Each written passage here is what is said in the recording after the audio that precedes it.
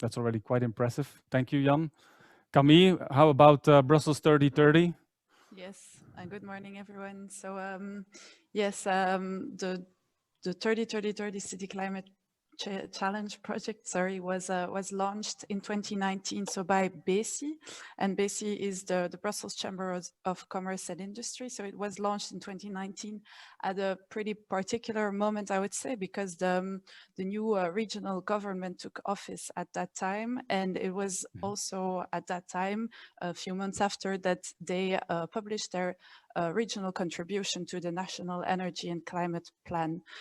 So it was a good momentum to actually say, okay, the private sector is going to take the lead in Brussels, take a leading role in climate policy by also proposing itself the climatic transition, I would say, to the city. The project, so the objective of the project is to reduce CO2 emissions in the region by minimum 30% by 2030 with 30 collaborative projects. So that's why it's called 30-30-30, of course. And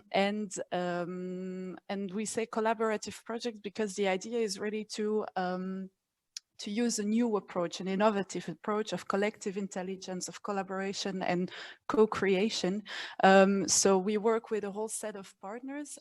A lot of them are actually corporate companies, so bigger companies, but we want to be inclusive in our approach because we truly believe also that that is the only way that we can really come to a holistic, CO2 emission reduction in Brussels.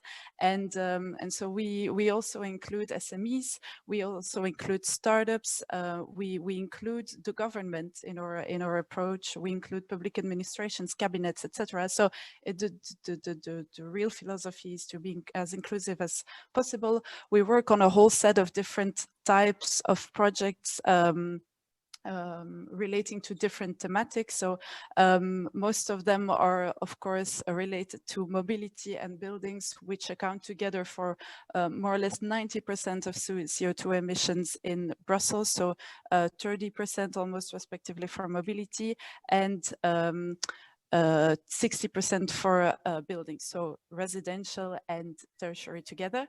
And so we work on those topics mainly, but we also work on other topics such as sustainable food and urban farming, on sustainable logistics, and on circular economy. So circular economy is the focus we want to set also for 2021.